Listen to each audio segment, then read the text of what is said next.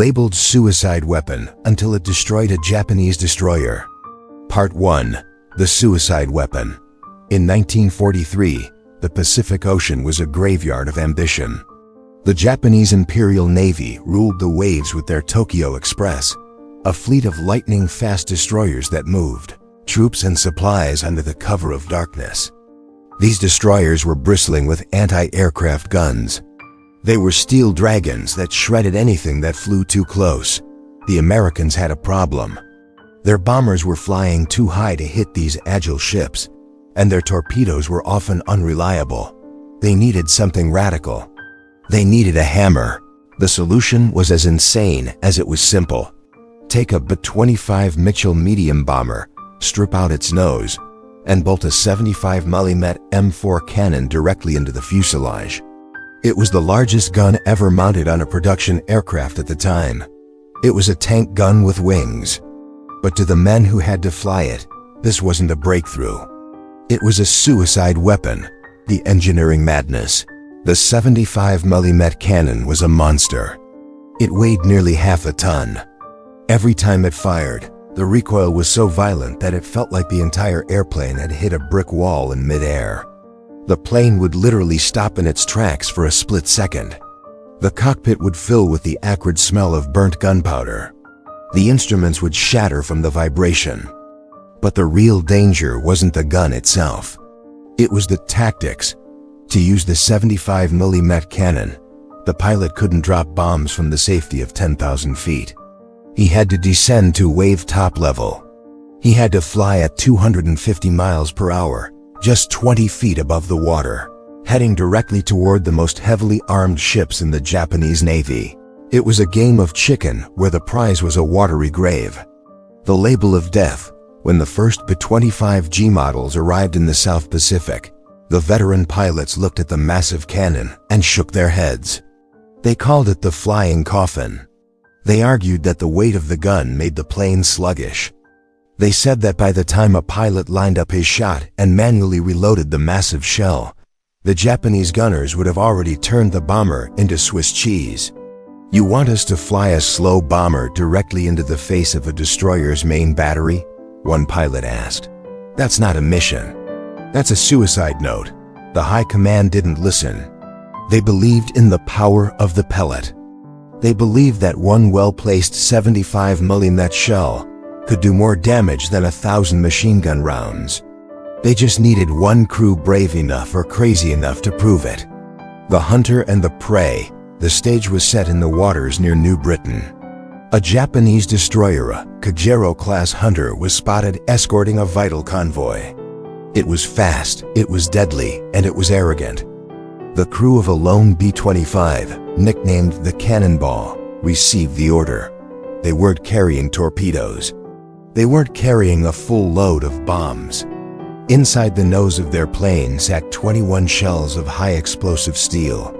Each one was the size of a man's forearm. Captain Paul "Pappy" Gunn, the legendary innovator of the Strafer tactics, took the controls. He didn't care about the suicide label. He wanted to see what a tank gun could do to a ship. He pushed the throttles forward. The twin Wright Cyclone engines roared in defiance. The B-25 dipped its nose and headed for the surface of the sea. The final approach. The Japanese lookouts on the destroyer saw the silhouette of the bomber on the horizon. They didn't panic. They expected the plane to bank and drop a torpedo. They prepared their portside guns for a standard defense. But the B-25 didn't bank. It didn't climb. It kept coming, straight, level, low. The Japanese gunners opened fire. The water around the bomber began to erupt in white plumes of salt and foam. Tracers zipped past the cockpit. The suicide weapon was now in the kill zone. Inside the cockpit, the navigator scrambled to load the first 75mm shell into the breech. His hands were shaking. The plane was bucking like a wild horse. "Hold her steady," Pappy Gunn shouted over the roar of the flak. At a range of 1,000 yards, the pilot's thumb hovered over the red trigger on the control yoke. He wasn't just a pilot anymore. He was a sniper in a 10-ton airplane. The gun was loaded. The target was locked. The legend was about to be born. Part 4. The General's Gamble. By early 1943, the Pacific War had reached a tipping point. The Japanese were trying to reinforce their stronghold, Lae, New Guinea, with a massive convoy of 16 ships. If those troops reached the shore, the Allied advance would be stalled for months. In Brisbane, Australia, General George Kenney sat in his headquarters, looking at the intelligence reports. He knew that traditional high-altitude bombing was a failure. He knew that torpedoes were too slow. He needed a sledgehammer. He looked at the reports of Pappy Gunn's 75mm cannon. While the rest of the Air Force High Command in Washington called it an abomination and a waste of weight, Kenney saw it as the ultimate disruptor. He didn't just want one B-25 with a big gun. He wanted a fleet of them. He wanted to turn the sky over the Bismarck Sea into a shooting gallery. It was a gamble that could have ended his career. If the B-25s were shot down, the Pacific would be lost. But Kenney didn't blink. He gave the order, find the convoy, and use the big guns, the convoy in the crosshairs on March 3, 1943. The Japanese Tokyo Express entered the Bismarck Sea, 8 destroyers and 8 troop transports, carrying nearly 7,000 soldiers. They felt safe under a thick layer of tropical clouds. They were wrong. General Kenney unleashed a coordinated strike force of nearly 100 aircraft. But the tip of the spear was the 3rd Bomb Group, the Gunslingers. These were the B-25s equipped with the 75mm cannons and the newly modified Strafers with 8 machine guns in the nose. The Japanese captains looked up, expecting to see bombers at 10,000 feet. Instead, they saw a line of twin-engine ghosts emerging from the sea mist, flying so low they were kicking up salt spray. The suicide weapons had arrived in force. And this time, they weren't alone. The Symphony of the 75, the engagement was not a battle. It was a slaughter. The B-25s attacked in waves. First, the machine gun Strafers would sweep the decks, turning the Japanese anti-aircraft positions into a meat grinder. Then, the B-25G models, the ones with the 75mm cannons, would move in for the kill shot. The sound over the Bismarck Sea was unlike anything heard in the war. It wasn't just the rat-tat-tat of machine guns. It was the rhythmic, heavy boom of 75mm tank guns firing in sequence. One B-25 would fire, the recoil rocking the plane, followed by another and another. The Japanese destroyers were being hit by armor-piercing shells that were designed to stop Tiger tanks. The shells were punching through the thin steel hulls of the transports, exploding in the engine rooms and shattering the masts. A 75mm shell struck the bridge of the transport Kyokusei Maru. The impact didn't just kill the officers, it erased the entire structure. The ship began to circle aimlessly, its brain destroyed by a single round from the sky. The skip bombing nightmare General Kenney added another layer to the nightmare. Skip bombing.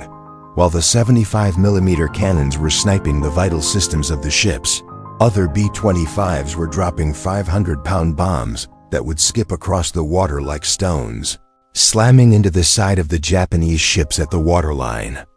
The Japanese crews were caught in a crossfire of innovations. If they looked up to fight the bombers, the 75mm shells hit their hulls. If they tried to maneuver to avoid the shells, the skip bombs blew their bottoms out. By the end of the second day, the Bismarck Sea was a graveyard. All 8 transports were sunk. 4 of the 8 destroyers were at the bottom of the ocean. Thousands of Japanese soldiers were lost. The Tokyo Express had been derailed by a tank gun with wings. The death of an empire's confidence. The Battle of the Bismarck Sea was a total Allied victory, and it was the trial by fire for the flying artillery. The Japanese Imperial Navy was in shock. They had never seen an airplane that could act as a sniper, a strafer, and a bomber all at once. They began to pull their ships back from the front lines. The arrogance of the destroyer was dead. General Kenney's gamble had paid off. He had taken a weapon that everyone else hated and used it to change the geometry of naval warfare. He sent a message back to Washington that simply said, "The 75mm gun is a success. Send more shells." The suicide weapon was now the standard. The B-25 was no longer just a medium bomber. It was the most feared ship killer in the world. The turning tide from that moment on, the Japanese could no longer reinforce New Guinea. Their soldiers were left to starve in the jungle. The path to the Philippines was open. The 1943 flying artillery experiment had become a strategic pillar of the Pacific War. But as the war moved forward, the weapon would continue to evolve. The pilots were getting bolder. The guns were getting bigger. And the missions were getting even more dangerous. The legend of the B-25 and its massive cannon was only half written. The next chapter would take them from the sea to the heart of the Japanese jungle defenses. The gamble was won. The cannon was proven. The Bismarck Sea belonged to the Americans. Part 5, The Final Evolution. By late 1944, the experiment that began as a suicide mission had reached its lethal perfection. The Americans had learned that a single cannon was a hammer, but a cannon surrounded by machine guns was a god of war. The B-25G model, which had shocked the Japanese at the Bismarck Sea, was replaced by the ultimate evolution, the B-25H. This wasn't just a plane. It was a flying fortress of fire. Engineers at North American Aviation had taken the lessons from Pappy Gunn and the Pacific pilots and doubled down. They replaced the heavy 75mm M4 gun with a lighter, faster T-13E1 cannon. They stripped away the co-pilot's seat to save weight and packed the nose with more lead than any aircraft in history. The B-25H carried 1450 caliber machine guns. When the pilot pulled the trigger, the combined recoil was so powerful it could actually stall the aircraft if he held it too long. It was the absolute peak of piston engine destruction. The suicide weapon had become the strafing queen, the jungle cleaver. The B-25H didn't just hunt ships. It was sent to the jungles of Burma, the Philippines, and China to dismantle the Japanese empire piece by piece. It hunted locomotive trains, blowing them off the tracks with a single 75mm shell. It hunted bridges, snapping the wooden supports with the surgical precision of the big gun. It hunted troop encampments where the 14 machine guns would mow the grass for miles. The Japanese had no answer for it. Their light tanks were shredded. Their bunkers were pulverized. The B-25H was so terrifying that Japanese infantry were told to hide and wait, rather than engage the low-flying monsters.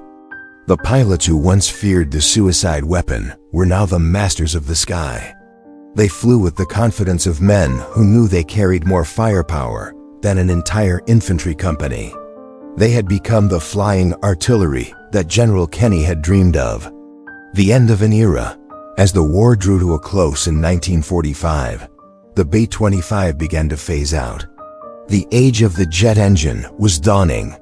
The massive 75mm cannon was considered too heavy for the new fast jet fighters. Many thought the era of the gun-heavy bomber was over. They thought the future of war belonged to the missile and the high-altitude supersonic interceptor. But the spirit of the B-25, the idea that a plane could hover over a battlefield and provide massive sustained cannon fire didn't die. It just went into hibernation.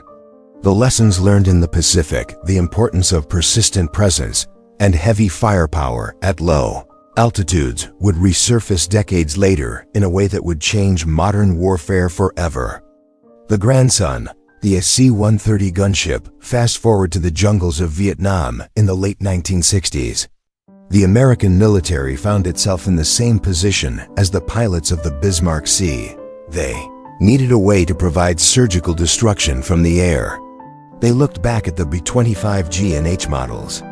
They looked at the success of Pappy Gunn. They decided to take a cargo plane, the C-130 Hercules, and turn it into a gunship. A K-130 Spectre was born. And what was its primary weapon? A massive cannon. Eventually, the AK-130 would be equipped with a 105mm howitzer, the direct spiritual successor to the 75mm tank gun of the B-25. The concept was identical. Put a massive artillery piece on a stable aircraft, fly low, and deliver a hammer blow to the enemy. The suicide weapon of 1943 had evolved into the most feared ground support aircraft in the modern American arsenal. The final legacy of the cannonball today, when we see an AC-1-30-J Ghost Rider orbiting over a battlefield, firing its massive cannon with computer-guided precision, we are seeing the ghost of the B-25 Mitchell. We are seeing the legacy of Paul Pappy Gunn and the brave crews who were told they were flying a flying coffin.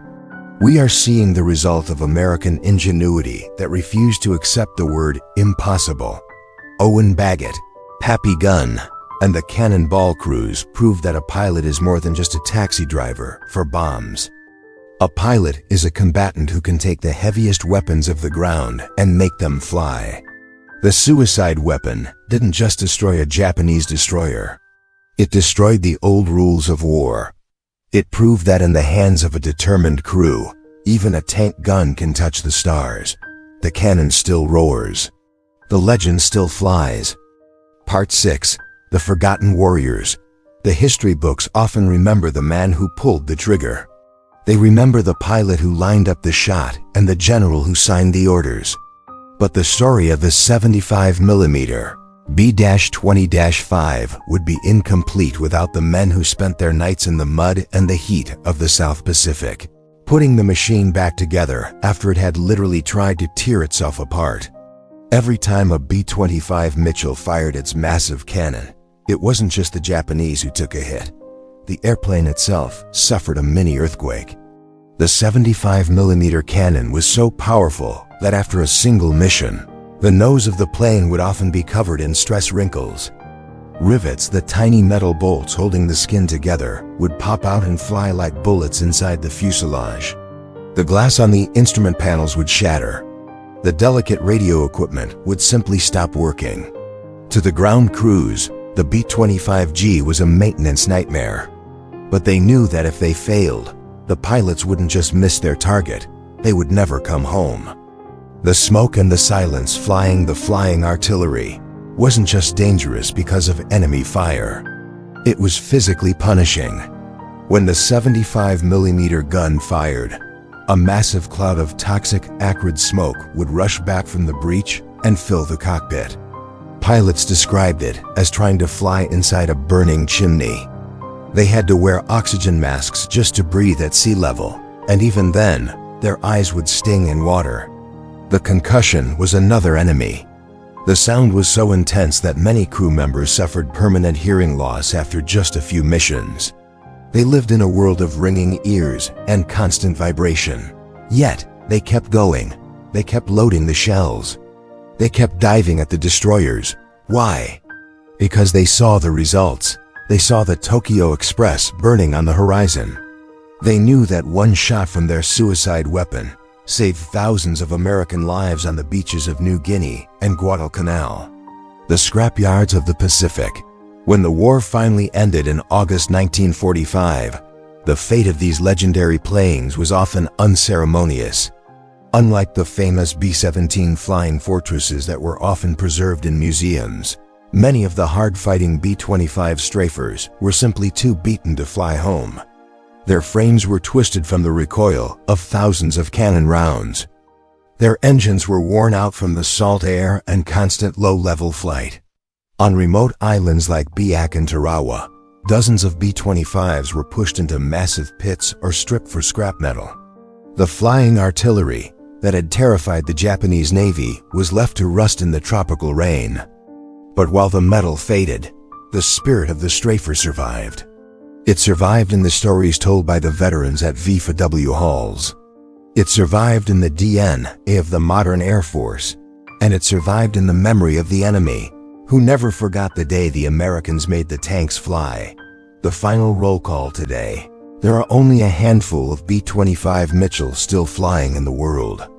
Very few of them are the rare G or H models with the massive cannon. When you see one at an air show and you hear the roar of those two Wright Cyclone engines, you aren't just hearing a machine. You are hearing the heartbeat of a generation that refused to give up. You are hearing the echo of Pappy Gunn's laughter and the sharp snap of General Kenny's orders. The 75mm B-25 was a weapon born of desperation, built with ingenuity and flown with a level of courage that borders on the impossible. It was labeled a suicide weapon, but it became a lifesaver. It was called a flying coffin, but it became a cradle of heroes. The lasting lesson. The lesson of the flying artillery is simple. Technology is powerful, but willpower is the ultimate weapon. The Americans didn't win the air war in the Pacific just because they had better planes. They won because they were willing to bolt a tank gun to a bomber and fly it into the teeth of a storm. They won because they were willing to innovate, to fail, and to try again until the enemy surrendered. As we look up at the sky today, we remember the men who shot the waves. We remember the men who sniped the dragons. The 75mm cannon has gone silent, but its message remains. If you have the grit to fly low and the guts to pull the trigger, there is no ship, no fortress, and no empire that can stand in your way. The series is complete. The legend is eternal. Part 3. The Destroyer's Grave. The Japanese destroyer was no longer a proud hunter of the Pacific. It was a wounded beast, trailing a thick ribbon of black oil and acrid smoke across the turquoise water. But a wounded beast is the most dangerous. On the deck, the Japanese crews were screaming orders, manual cranking their remaining 25mm guns. They knew the flying artillery was coming back. They knew that if they didn't kill the bomber in the next 60 seconds, they would never see the sun set. Inside the cockpit of the cannonball, the air was thick with the smell of cordite and the sweat of 10 men who knew they were making history. Captain Paul "Pappy" Gunn banked the B-25 so hard the wingtips nearly touched the waves. He wasn't looking for another hit on the hull. He was looking for the vitals. He was looking for the ammunition magazine, the room where the destroyer kept its own massive shells. If he could punch a 75mm hole into that room, the laws of physics would do the rest. The navigator slammed the third shell into the breech. He slapped the side of the gun. "Give him hell, Pappy." The gauntlet of fire. The final approach was a descent into a mechanical nightmare. The destroyer unleashed a wall of lead. The water in front of the bomber was being churned into a white froth by thousands of machine gun rounds. A shell from a Japanese 5-inch gun exploded just 50 feet to the left, sending a shockwave that nearly flipped the B-25 upside down. Pappy Gunn didn't flinch. He used his 8 nose-mounted 50 caliber machine guns to mow the deck. He watched his tracers chew through the Japanese gun crews, clearing a path for the big stick. 500 yards, 400 yards. The destroyer looked like a mountain of steel rising out of the sea. Pappy adjusted the trim. He held his breath. He waited for the exact moment the ship's hull rolled toward him in the swell, exposing the thin armor near the waterline. He pulled the trigger. The sound of the end. The 75mm cannon fired with a roar that drowned out the engines, the flak, and the wind. This time, the recoil was so violent the nose wheel door actually buckled.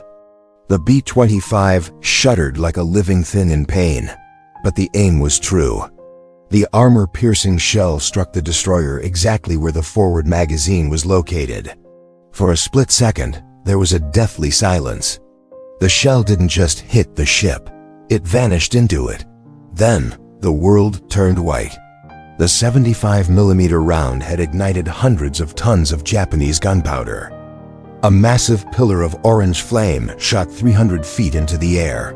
The explosion was so powerful, it actually lifted the front half of the destroyer, over 1,000 tons of steel, completely out of the water. The shockwave hit the B-25 like a physical fist. Pappy Gunn struggled to keep the plane level as they flew directly through the tower of smoke and debris. The descent of the Dragon. As the bomber pulled away, The crew looked back through the waist windows. They didn't see a ship anymore. They saw a funeral pyre. The Japanese destroyer had been broken in two. The bow was already sinking, pointing toward the bottom of the ocean. The stern was a twisted mass of burning metal, surrounded by a sea of flaming oil. There were no more guns firing. There were no more orders being shouted. In less than 3 minutes, a medium bomber plane, designed to drop small bombs from high altitudes, had used a tank gun to erase a destroyer from the map. The suicide weapon had just committed the perfect murder. The crew of the Cannonball sat in a stunned silence. They had seen the impossible happen. They had proven that in the Pacific War, American ingenuity was more than just a phrase. It was a weapon that could tear the heart out of an empire. The validation of the madman back at the base in New Guinea, the ground crews waited. When the B-25 touched down, they saw the blackened nose and the warped metal around the cannon. When Pappy Gunn stepped off the plane, he didn't say much. He just pointed back toward the sea. The intelligence officers who studied the gun camera footage were speechless. They had never seen a ship destroyed with such surgical brutality. The suicide label was gone forever. From that day on, every B-25G and H model was seen as a predator. The Japanese would learn to fear the low-flying shadows that carried the thunder of the army. The 75mm cannon had found its home in the sky. And for the Japanese Navy, the nightmare was only just beginning. The echo across the waves, the sinking of that destroyer wasn't just a tactical victory. It was a psychological earthquake. Word spread through the Japanese fleet. The Americans have a plane that fires tank shells. The Tokyo Express would never be the same. The Japanese captains began to hesitate. They began to stay further away from the islands. They knew that if they saw a B-25 on the horizon, they weren't just facing a bomber.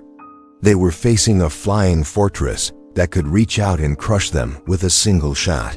The legend of the flying artillery was no longer a theory. It was a fact written in the rusted steel at the bottom of the Pacific. The dragon was dead. The cannon was king. Part 2. The first hit. The distance between life and death was closing at 400 feet per second. Inside the cockpit of the B-25 Mitchell, the world had shrunk to a single point. The gray, jagged silhouette of a Japanese Kajiro-class destroyer. Captain Paul Pappy Gunn was no longer flying an airplane. He was aiming a weapon. The Japanese gunners on the deck below were pouring everything they had into the sky. 25mm tracers stitched the air in a deadly pattern of yellow and red. The sea was being torn apart by falling shells. The bomber was flying so low that the salt spray from the ocean was blurring the windshield. It was the ultimate gamble. If the pilot flinched, they would crash into the waves. If he climbed, the destroyer's heavy guns would blow them out of the sky. In the nose of the plane, the navigator, now serving as the world's only airborne tank loader, slammed the breech shut on a 75mm armor-piercing round. He shouted 2 words that changed everything: locked and loaded. The thunder of the ghost gun. At a range of 1,000 yards, Pappy Gunn saw the destroyer's bridge through his reflector sight. He didn't wait for a better angle. He squeezed the trigger. The sound was not a bang. It was a crack so loud it felt like the sky had split open. 3 tons of recoil force slammed into the airframe. To the crew, it felt as if the plane had been hit head-on by another aircraft. The nose of the B-25 dipped violently. The airspeed dropped instantly by 10 miles per hour.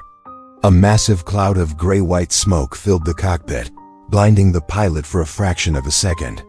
But out of that smoke, a 15-pound steel slug was screaming across the water. It was traveling at over 2,000 feet per second. It didn't have to explode to be deadly. It had the kinetic energy of a falling mountain. The impact, shattering the myth on the Japanese destroyer.